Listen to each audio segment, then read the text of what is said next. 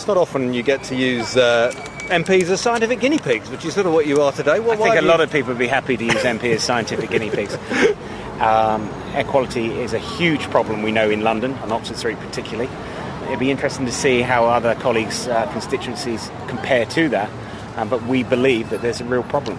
Your constituency is? I'm in Hendon, so northwest London. What do you think it'll be like there? Well, I am quite worried. We have a lot of strategic roads, A1, A406, A5, and I am worried that we'll be fairly high in those localised areas. Mike Kane, is that right? That's Mike Kane, yes. Where is your constituency? It's Wythenshawe and Sale East in Manchester.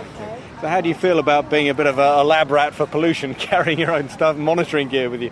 Well, I think it's important to see. I mean, I'm very proud to come from a city that introduced the Clean Air Act in the 50s because we were a big industrial city. But I know, as I was saying in committee just the other week, that 9% of my neighbours die early because of pollution in the town. So I'm looking for that comparison of having a couple of days here in Westminster where I work during the week and then getting back to the constituency towards the end of the week and seeing what the differences are. Joan, you're chair of this committee and your constituency is up in Stoke. Why is it that your committee is driving this issue about air pollution? We just feel that there's a huge issue that is not being addressed. Tens of thousands of people are dying unnecessarily, and it is a public health issue, it's a transport issue, and it links in with every aspect of policy, and we are not meeting the environmental standards that we should. Why do you think it hasn't caught on? Because it's for any of you, really. We're talking about 29,000 premature deaths a year, allegedly, and yet people don't seem to be concerned about it. Well, I go back to 1955 thinking about what happened then with the Great Smog and with particular problems that we had, for example, in areas like Stoke-on-Trent, and that was not an invisible problem. When you had the smog, people could see it, they breathed it, and they were aware of what was happening, and it was fairly quick for an Act of Parliament from the City of London to go through and make that difference. What we're dealing with now is invisible, and it's therefore not high up in people's perceptions. Should air pollution be treated as a national emergency in the same way as it was in the 1950s? Many health professionals and scientists like Benjamin Barrett from King's College London certainly think so. Air pollution doesn't kill you in the same way as a road accident does. It's something which affects you throughout your life. So there's evidence that air pollution can cause low birth weight. There's evidence that air pollution can cause lungs in children to develop more slowly. So these things affect you for the whole of the rest of your life. Public Health England recently published a report estimating the number of deaths attributable to air pollution in the UK, and this is equivalent to approximately 29,000 deaths. Dr. Sotiris Vardulaikis is the air pollution expert for the Government Health Advisor's Public Health England. People exposed to air pollution over the period of their life, they will have an increased risk to die from causes associated with respiratory and cardiovascular health. So air pollution is reducing their life expectancy. But all of us were exposed to some extent to air pollution, which has a harmful effect on health. This report that we published recently will contribute to raising the profile of air pollution and highlighting the problem associated with air pollution. It's not a trivial problem if we think that around 5% of total mortality in the UK is attributable to air pollution. 5% of total mortality in the UK put down to pollution. The reason for that extraordinary new figure is the discovery that bad air doesn't just affect our lungs, it's attacking our hearts as well. Dr. Jeremy Langrish of Edinburgh University is on the team investigating why that happens. We've carried out a number of studies funded by the British Heart Foundation, investigating how exposure to these pollutants might affect the cardiovascular system and the mechanisms that might underlie this association that's seen in the epidemiological studies. And what we've shown is that exposure to diesel exhaust, and we've chosen diesel exhaust because within the urban environment, about 40% of the particulate pollution is due to diesel exhaust from passing traffic. So it's a very real model of ambient air pollution. We've shown that exposure to this diesel exhaust can affect the vascular system. It affects the way that blood vessels function, changes their ability to sort of respond to stress.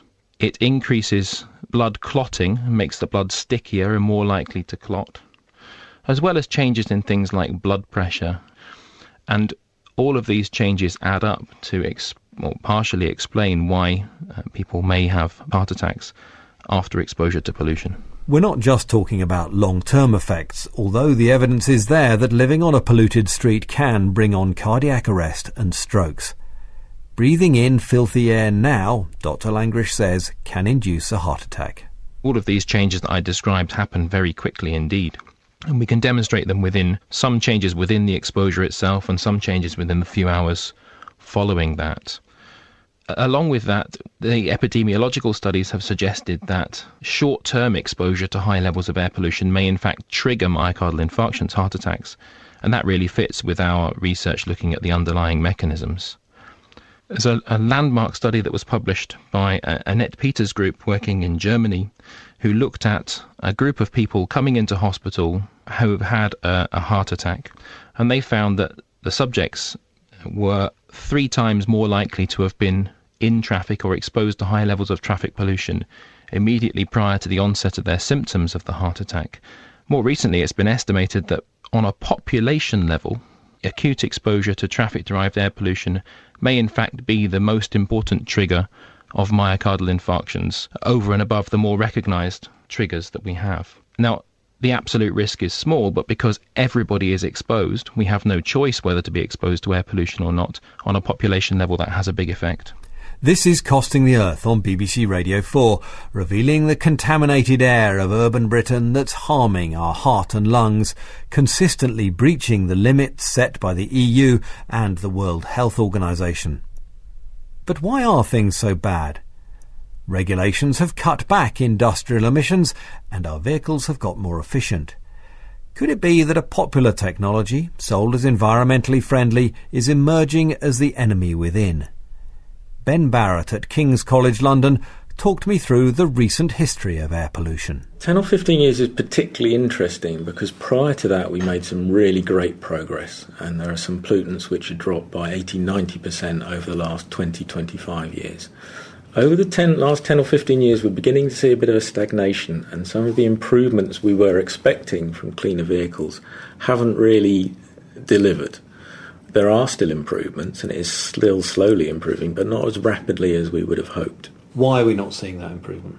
Well, a lot of these improvements are based on reliance on cleaner vehicles.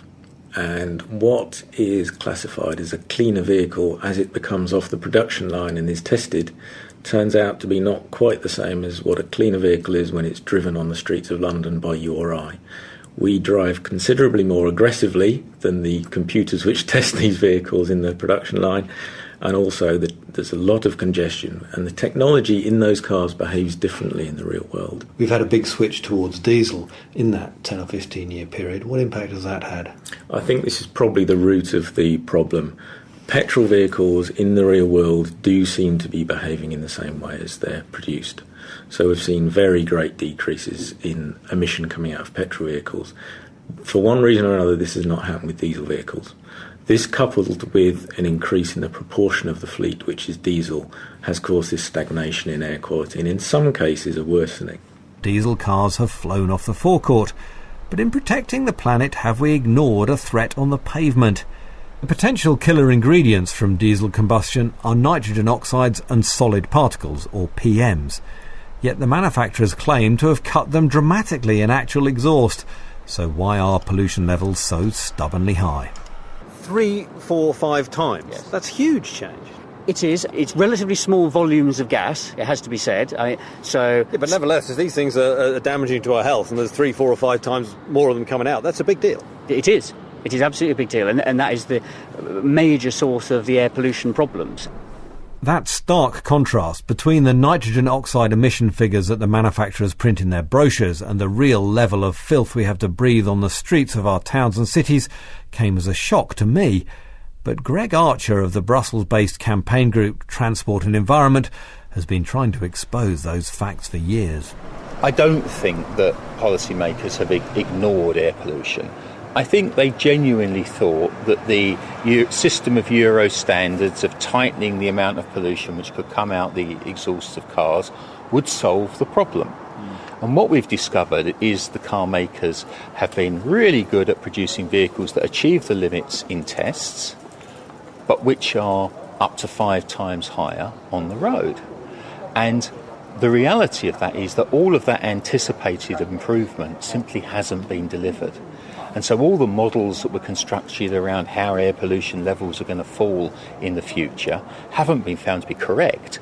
And so now what we've got to do is find new ways of really bringing down those exhaust emissions when the vehicle's being driven on the road. And that's what the focus is now. But again, the car makers are trying to manipulate those new tests to try to prevent that. The European Automobile Manufacturers Association told us they are deeply committed to delivering on further emissions reductions. But there is still no agreement on how real-world on-road driving emissions should be measured. Perhaps we shouldn't be blaming the manufacturers anyway. It was changes to the UK tax regime that encouraged the boom in diesel cars. Yeah, we have seen policies, not specifically to encourage diesel, but to encourage more fuel-efficient, low CO2 vehicles. And that has actively encouraged diesel vehicles. That was a mistake. I think we should have taken into account both the air pollution and the CO2 emissions when we set taxation levels for. We've got all the results back from the MPs, from the pollution monitors and the GPS, and we've been looking at how the pollution levels that they've been exposed to, what they've been breathing relates to what they've been up to. And something immediately jumps out. These MPs travel a lot in their job, and in almost all cases it's while they're travelling in vehicles they're exposed to the highest pollution levels. What really jumped out of the London data, when all the MPs were travelling together from Oxford Street to City Hall, was that taxi journey caused the highest exposure. I see people jogging along busy roads, and it's crazy. Jog through a park, jog through a back street. It's much more sensible, much more healthy. It's also what mode of travel. Not only are trains better for the environment in terms of local emissions, while you're in that train, it's almost like being inside your home. Levels are relatively clean in a train because they're not surrounded by lots of other trains producing pollution like you are inside a car. Good advice from Benjamin Barrett at King's. But Joan Whalley, chair of the Environmental Audit Committee, is determined that it shouldn't just be personal protection tips that come out of the MP's week as pollution guinea pigs. She wants the public to start making a fuss and the government to take action. In a way, it's very easy to ignore what's happening with air quality because it is an invisible problem. But I think that once you've actually got these reports come back and they stare you, smack bang in the face, that really is a wake-up call for action. And I very much hope that the members of the committee who took part in the same survey, that we will all come back with renewed vigour to really see how government, local authorities and everybody concerned is going to really, really tackle the problems that we've got that are causing so many different public health issues. That was a podcast of Costing the Earth